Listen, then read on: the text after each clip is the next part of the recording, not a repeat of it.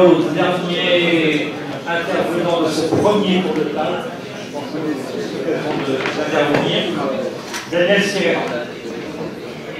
Oui, merci. En écoutant tous les orateurs, on voit bien qu'il y a des points forts, il y a des lignes, il y a des enjeux communs en quelque sorte, et ensuite il y a des situations particulières. Évidemment, comme je parle d'un point de vue français et européen, je vois bien aussi comment les questions de pouvoir, les questions des rapports politiques, les questions d'alternance ou d'alternative, la question se pose. Et si je parle comme français, nous avons des élections extrêmement importantes en 2017, et que l'une des questions, ce n'est plus la question de l'alternance simplement, mais c'est la question du changement, et du changement dans des conditions politiques extrêmement complexes aujourd'hui à régler.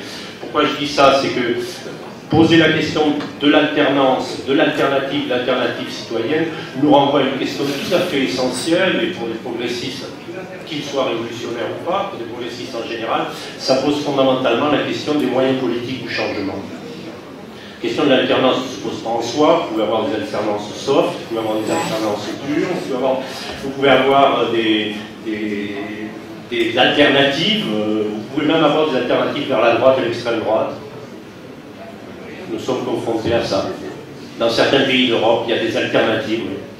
Il y a des alternances qui portent des alternatives. Il va y avoir des élections en Autriche dans quelques jours. Et donc la question qui nous est posée comme progressistes, c'est aussi effectivement les moyens de créer les conditions du changement. Et c'est vrai que pour des forces qui ont été confrontées ou qui sont confrontées à la question du changement, par exemple dans des grands pays occidentaux, des grands pays capitalistes occidentaux, la question de penser la révolution aujourd'hui est une question qui nous oblige à penser et les changements politiques et les changements de politique. Et c'est bien aussi ce défi-là qui nous conduit effectivement à intégrer la dimension citoyenne en partant de la question du rapport de force. Parce que dans le fond, si on pouvait se passer de lutter, ça serait bien, quoi. Or, excusez-moi, je sais bien que je vais faire bondir, mais il y a un côté provocateur, bien sûr, parce que, comme ça a été très bien dit, c'est aussi à travers les luttes que se créent les consciences. Et l'exemple du Burkina a été très fort en disant le fait d'avoir lutté et d'avoir gagné et d'avoir fait avancer des choses a politisé finalement la société. Donc, je retire ce que j'ai dit tout à l'heure sur les luttes, mais ce que je veux dire, c'est qu'il n'y a pas de lutte en soi. Il y a des résistances, il y a des refus, et il y a des formes d'insurrection qui ne sont pas forcément des insurrections dans la rue, mais qui peuvent être des insurrections dans les urnes. Et je pense que c'est peut-être à ça aussi que pour nous, dans des pays occidentaux, que ce soit en Europe avec le Brexit, ou bien dans des élections antérieures, telles qu'elles sont passées en Grèce de façon progressiste, ou en Espagne de façon progressiste, avec ensuite des problèmes institutionnels compliqués, de façon ambiguë en Italie avec l'arrivée de forces comme le mouvement des 5 étoiles, ou bien des insurrections par les urnes qui sont à travers des votes avec des poussées d'extrême droite, et qui bousculent, comme on dit, qui renversent la table, et qui la renversent avec des conséquences qui peuvent être des conséquences terribles, et auxquelles nous, comme progressistes, nous sommes confrontés. Mais il y a aussi l'élection de Trump, même si il faut non pas la relativiser, elle est extrêmement grave et elle crée des conséquences très graves, même si Hillary Clinton a eu plus de voix. De toute façon, le fait est que c'est Trump qui est élu président et que la question qui est posée, c'est bien celle qu'il avait été nommé finalement par les primaires républicaines. Donc, c'est bien lui qui a été le candidat de la force qui a gagné ces élections-là, mais en même temps, avec pour nous toujours l'ensemble de la vision, c'est-à-dire qu'en même temps, l'élection de Trump n'efface pas ce qu'a été le mouvement en faveur de Sanders. Parce que là aussi, il y a eu dans la campagne de Sanders un mouvement, finalement, qui lui aussi a fait bouger la table. Et quand on se trouve maintenant dans le paysage aux États-Unis, dans la première puissance du monde quand même, qui est extrêmement préoccupante et avec une situation dangereuse, et en Europe aussi on a une situation qui est extrêmement préoccupante dans tous les cas, ça ne doit pas nous empêcher de voir aussi qu'est-ce qui se passe justement dans cette situation présente. L'autre élément sur lequel je voudrais attirer l'attention, évidemment, que tout le monde a vu, c'est le Brexit, le vote des Britanniques pour sortir de l'Union européenne. Mais dans le fond, on a deux questions à travers ce vote pour la sortie de l'Union européenne. D'abord, c'est que quelque chose qui était assez abstrait, finalement, l'Europe, l'Union européenne, ça existait, bon, ben ça va. On avait fini par être, même nous les matérialistes, des fois un peu idéalistes, on pensait les choses qui existaient en soi, comme ça. Et puis un jour, il y a un vote, et puis il y a une cassure, il y a une fracture, et c'est une fracture qui nous choque, y compris dans nos têtes, en disant comment ça, mais il y a un pays qui sort, c'est un grand pays, bon, qu'est-ce qui se passe? Et donc, presque même l'idée de construction elle-même qui prend un choc et qui reçoit un choc politique, puisque ça veut dire que les choses ne sont jamais finalement définitivement établies, et qu'elles le sont d'une manière extrêmement ambiguë, puisque ça se fait y compris sur la base qui peut être une base et de refus du libéralisme et de refus des politiques d'austérité, et en même temps sur une base d'un repli, et d'un repli qui peut être un repli nationaliste porté par des forces réactionnaires, par des forces conservatrices et réactionnaires. Donc on est bien dans ce moment-là sur la question de la citoyenneté posée dans comment les citoyens peuvent aussi contribuer ou imposer des politiques qui leur conviennent et qui permettent à la fois de répondre aux besoins de changement, mais que ça se fasse dans l'intérêt des peuples. Donc c'est, je crois, pour penser cette question de l'articulation entre alternative et changement et intervention populaire nous oblige à nous, mais collectivement, mais nous comme Européens, à voir dans quel moment nous sommes des contradictions. Dans le fond, ce qui est tout à fait frappant, que ce soit dans le vote pour Trump, que ce soit dans le vote pour le Brexit, ou que ce soit dans les différents résultats des votes, il y a quelque chose qui est tout à fait, me semble-t-il, à mettre en évidence et à discuter, c'est qu'il y a quand même un lien très profond à la crise qui touche des pays comme les États-Unis et les pays occidentaux, notamment la crise de 2008. Pas seulement, mais la crise de 2008 a un effet qui a été l'accélération des politiques d'austérité. On ne peut pas comprendre la situation en Grèce et Syriza sans la crise de 2008, on ne peut pas comprendre Sanders, et y compris les réactions d'une partie de l'électorat américain, sans la crise de 2008, ou bien les indignés espagnols, avec toutes les conséquences des politiques d'austérité. Ce qui ne veut pas dire que les problèmes ont commencé avec 2008, je pense que justement, est-ce qu'il n'y a pas quelque chose qui est beaucoup plus profond, qui est le début de mise en doute, ou un approfondissement du mise en doute des politiques néolibérales, de leurs conséquences sur les peuples, et de leur échec, en fin de compte, comme solution.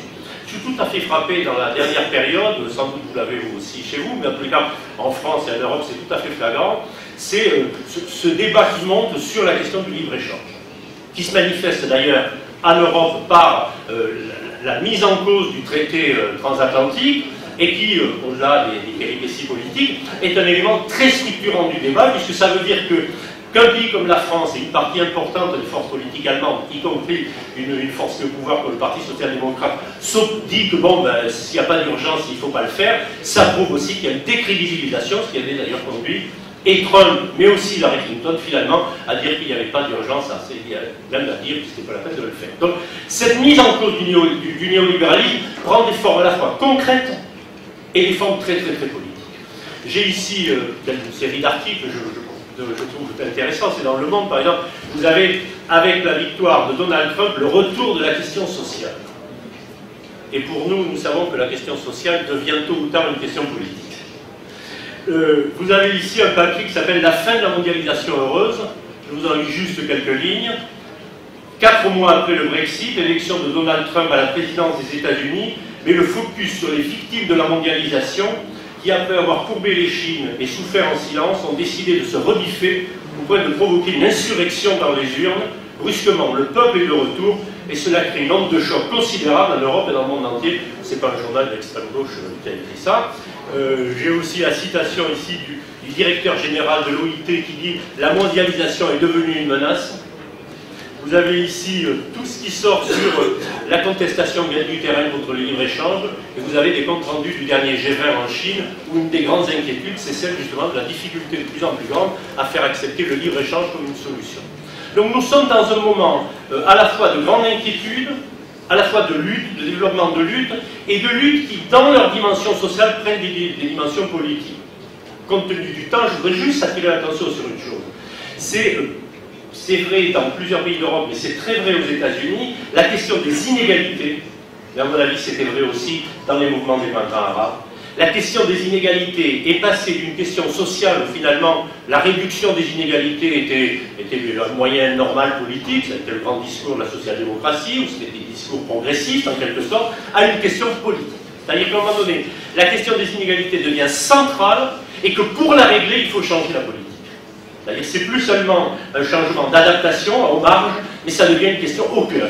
Et quand on voit que la question aux États-Unis s'est posée avec un mouvement qui s'appelait Occupy Wall Street, et qui mettait donc la question de Wall Street et de la finance au cœur de la solution à la crise, finalement, on voit bien que là, on a un basculement par rapport à ce qu'a été l'acceptation ou l'intériorisation de la question du néolibéralisme. Ce qui ne veut pas dire que les politiques des gouvernements sont automatiquement en train de changer en ne devenant pas néolibéral, mais ça veut dire que dans le débat idéologique dans lequel on est dans un moment de confrontation. Et c'est ça, à mon avis, que la question de la citoyenneté pose.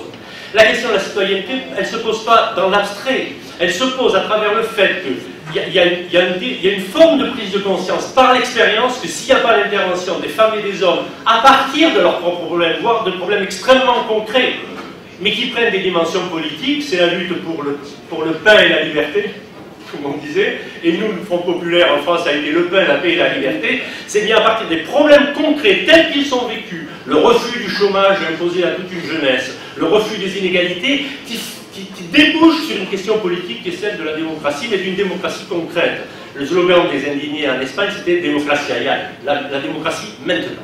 Et c'est bien comme ça que se pose la question de la citoyenneté, c'est-à-dire de l'appropriation par les femmes et les hommes réels tels qu'ils sont à partir de leurs problèmes et des moyens finalement de répondre à cette question-là. Et c'est le moment dans lequel on est. Et c'est un moment extrême d'affrontement. C'est un moment d'affrontement. C'est pour ça que c'est difficile.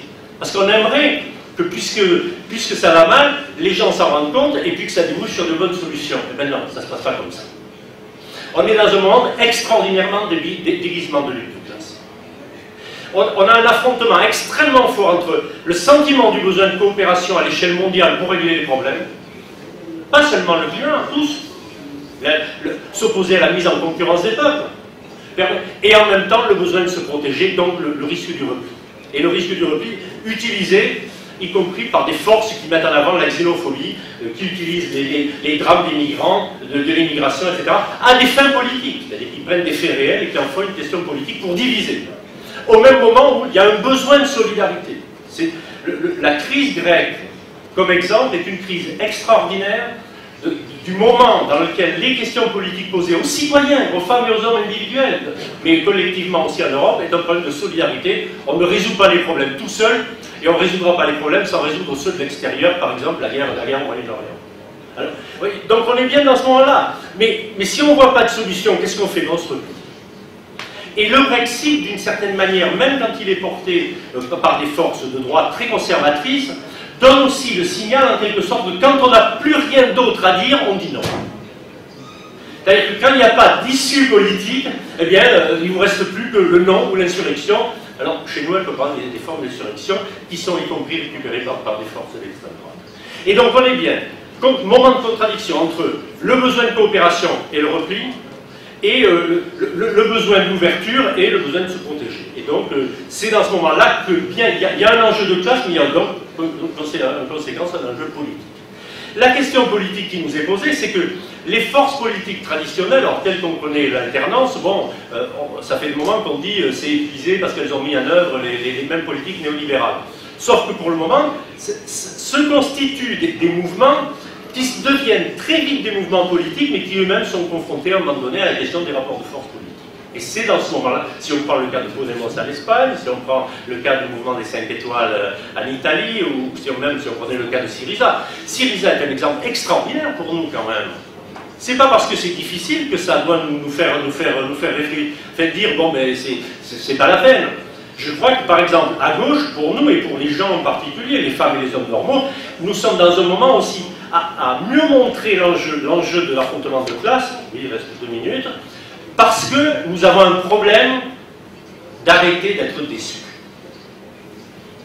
On a eu Lula, et maintenant on est déçus. On a eu Obama, c'était pas mal, on est déçus. En France, on a eu Hollande, on est déçus. Bon, maintenant, la question de la citoyenneté nous oblige finalement à dire on dépasse la déception pour voir comment on construit des réponses dont nous serons les garants. finalement, on est prêt, nous, en France, sans doute, à faire des grandes manifestations si la gauche revient demain. Ce serait encore mieux s'il y en avait très fort avant qui permettent d'empêcher la gauche d'arriver. C'est un peu le problème qu'on a avec les manifestations après Trump, où j'avais un ami américain qui disait l'autre jour, c'est vachement bien de faire des manifs maintenant contre Trump, mais ça aurait été vachement bien si on avait fait avant, si on avait empêché qu'il arrive. Donc on voit bien qu'on est dans des moments charnières, dans des pays comme les nôtres, mais que finalement on n'a pas des problématiques fondamentalement différentes des autres, puisque la question qui est posée, c'est la question du changement. Dans un pays comme la France, les pays comme l'Europe, mais en France, je peux parler moins de ce que je connais le mieux, mais c'est vrai ailleurs, il y a un très besoin, un énorme besoin de changement d'idées. Il faut des idées nouvelles parce qu'on sent qu'on est dans un nouveau moment, on a compris qu'on est dans un nouveau moment et qu'il y a besoin d'apporter des idées nouvelles, mais des idées nouvelles à la fois sur les politiques à mener et sur les manières de les mener. C'est-à-dire on est confronté au besoin d'idées, de changement d'idées, de changement de personnes et de changement de pratiques, ce qui ne veut pas dire que ça va nécessairement dans un sens progressiste, et c'est pour ça que la question de la citoyenneté pose aussi la question des forces politiques. Quand dans un pays comme la France, il y a seulement 4% des habitants qui font confiance, ça y est, qui font confiance aux partis tels qu'ils existent. Est-ce que ça veut dire qu'il n'y a plus besoin de partis, ou est-ce que ça veut dire qu'eux-mêmes doivent se renouveler et qu'ils ne pourront se renouveler qu'en étant, en quelque sorte, non plus dans la tradition de dire faites les luttes et ensuite votez pour moi, ou bien s'ils sont eux-mêmes porteurs finalement de ce que le mouvement a apporté. On ne peut pas comprendre Sanders, on comprend Sanders pas parce que les gens ont approuvé son programme, mais parce qu'il s'est identifié aux luttes qu'il y a eu sur les bas salaires, aux luttes qu'il y avait eu avec Occupy Wall Street, que quand on prend les luttes, les changements qu'il y a eu en Europe, qu'on prenne Podemos ou qu'on prenne Syriza, c'est pas sur la base d'un programme qu'ils ont été soutenus et qu'ils ont eu ces résultats, mais c'est parce qu'ils ont été identifiés à ce qui bougeait dans la société. Et c'est peut-être ça le moment, comme une opportunité où nous sommes, au moment où le néolibéralisme, à cause des politiques vécues, et commence à être mis en doute, y compris dans les consciences. Là, pour le mouvement progressiste, et moi je vais jusqu'au bout comme mouvement révolutionnaire, c'est-à-dire celui qui met en question le système, eh bien il y a peut-être un moment d'opportunité, puisque c'est une lutte, c'est donc un moment ouvert, et donc là c'est là que la responsabilité des forces politiques est engagée.